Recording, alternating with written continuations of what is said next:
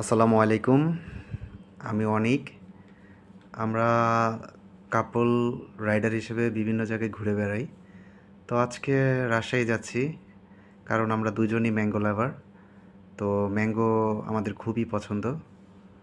তো রাস্তায় খুঁটিনাটি কী হয় না হয় সব কিছুই আপনাদের সাথে শেয়ার করব।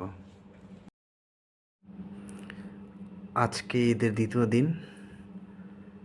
রাস্তা বেশ ফাঁকা, শুধু অটো। রাস্তাঘাটে আসলে রং সাইডটা প্রচণ্ড অটো। তা আপনারা আসলে রাস্তা ফাঁকা পাইলেই যে অনেক জোরে চালান সেটা আসলে ঠিক না। কারণ যে পরিমাণ অটো আর রং সাইড দিয়ে আসে, হাইওয়েতেও প্রচণ্ড অটো। আমাদের আসলে ব্যাক টু ব্যাক ২টা ট্যুর হলো। ফার্স্ট ট্যুর ছিল কক্সবাজার। তো ১ সপ্তাহ আগেই আমরা কক্সবাজার থেকে আসছি। তো এই সামারে আসলে কোনো ইনটেনশন ছিল না যে রাজশাহী যাব।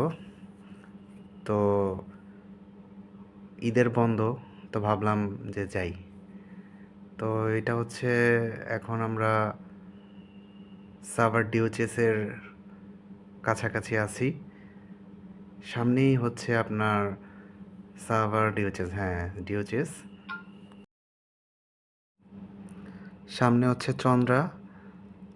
আর এরপরে হচ্ছে আসলে মানুষজন এখানে একটা জেব্রা ক্রসিং দেওয়া অবশ্যই উচিত।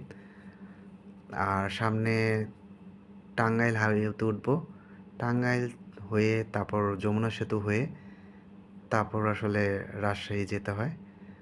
তো অনেকে আসলে গাজীপুরের দিক থেকে আসে, ওই রোডেও ইউজ করে, কিন্তু আমাদের যে লোকেশন ওইখান থেকে এইটা আসলে বেস্ট।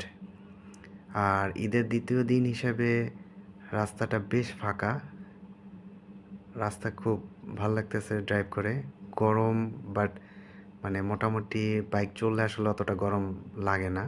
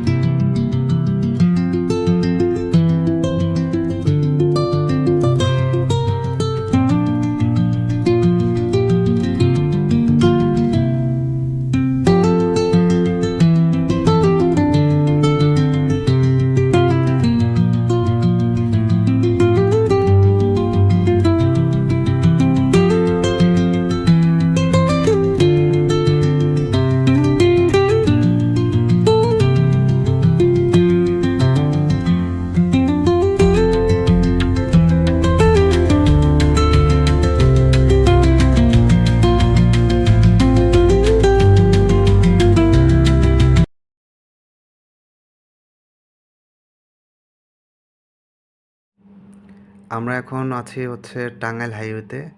চমৎকার একটা রোড। আর এখানে আশেপাশে কোনো দোকান খোলা নাই। তো অবশেষে একটা চায়ের দোকানে দাঁড়ালাম। তো এখানে দাঁড়ায় দেখে আমার সামনের চাকার হাওয়া নাই। তো পাশেই একটা চাকার দোকান পাইলাম। তো ওইখানে গেলাম, তো বললো যে নজলটা ফাইটা গেছে। তো আল্লাহর রহমতে ঠিক করে নিলাম। তো যাই হোক, এখন টাঙ্গাইল হাইওয়ে রোডটা আসলে খুবই চমৎকার। যারা আসলে এই রোডে ড্রাইভ করেন তারা অনেক ভালো বুঝেন আমার থেকে। কিন্তু আমার কাছে এই রোডটা আসলে বলার মতো না, খুবই ভালো লাগছে।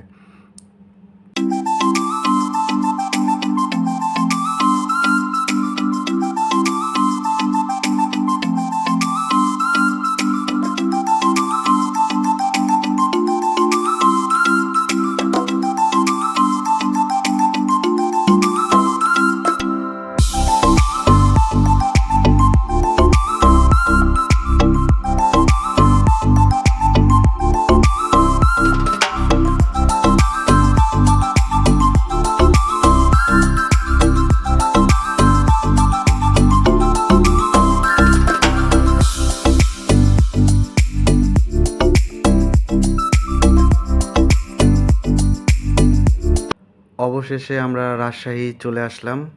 রাতের রাজশাহী খুবই চমৎকার।